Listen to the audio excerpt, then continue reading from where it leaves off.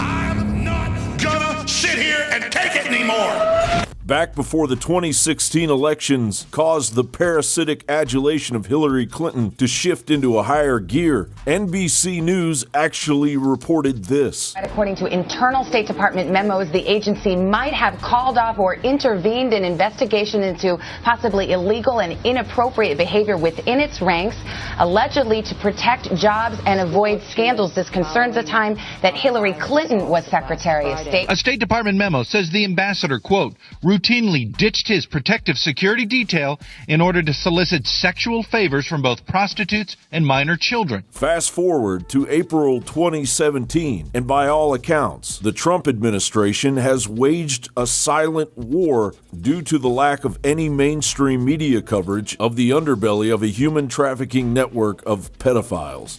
I want to make it clear today that my administration will focus on ending the absolutely horrific practice of human trafficking, and I am prepared to bring the full force and weight of our government to the federal and at the federal level and the other highest levels, whatever we can do.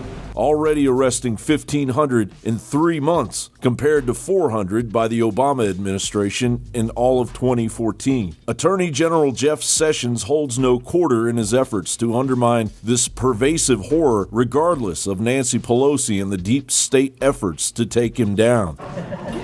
There you go. Guys, this what happened. We're going to go this way. Oh, Susan. I have for over a decade been working with a number of people on pedophilia as an elite privilege. For the Democrats, it's actually an acquired taste.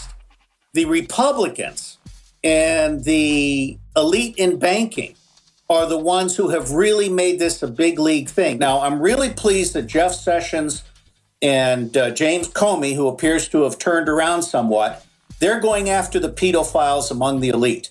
A number of arrests are expected in the next week or two. And that's putting them on notice. That's putting them on notice, isn't it? Yes, it is putting them on notice. These people are extremely vulnerable. A doctor, policeman, a judge, and even a former military contractor with DynCorp International have been hauled in. The New York Daily News reports a retired Army general who worked in the Pentagon has been hit with multiple rape charges for the alleged assault of at least one minor 3 decades ago. Major General James Grazioplane faces 6 charges for alleged rapes that happened in 1983 and 1989. If convicted, he faces life in prison and the loss of his pension. Of course, DynCorp is no stranger to allegations of abusing children. The president called for the punishment of those involved in this horrible business. But at the very moment of that speech, DynCorp was exposed for having been involved in the buying and selling of young women and children. While all of this was going on, DynCorp kept the Pentagon contract to administer the smallpox and anthrax vaccines. Mr. Secretary, is it policy of the U.S. government to reward companies that traffic in women and little girls? That corporations can get out of the penalty box, if you will, and be permitted to engage in contracts with the government. They're not generally not barred in perpetuity. This company was never in the penalty box. DynCorp especially did not want the American public to know what was going on.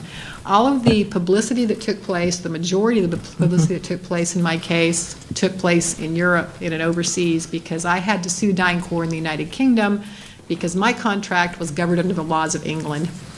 After I won my case, in addition to what DynCorp did with settling out of court with several other whistleblowers, they realized that, gee, maybe the United Kingdom is not the best place to be governing our contracts under since we lose cases here.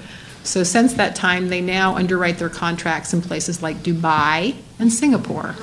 Recently, Ronald Bernard, a Dutch banker who put in years of hard work to rise to the heights of the most exclusive elite financial network, shared his experiences. Nowadays, we still talk about 8,000 to 8,500 people in the world who run the entire world. Let's put it this way, I was training to become a psychopath, and I failed. These people, most of them, were Luciferians. But then, at some point, I was invited, which is why I'm telling you all this, to participate in sacrifices. That was the breaking point. There are two main reasons why the twisted horror of child rape continues in the ivory towers of the self-proclaimed masters of our universe. The first, all puppets must be compromised. And the second is far darker. An actual belief in the power of transugothian magic, basically a vampiric transfer of power, allowing the Luciferian elite to channel distant realms and fuel their arrogant attempt at immortality. John Bound for Infowars.com. Let's go to Debit in Florida. Debit in Florida, you're on the air.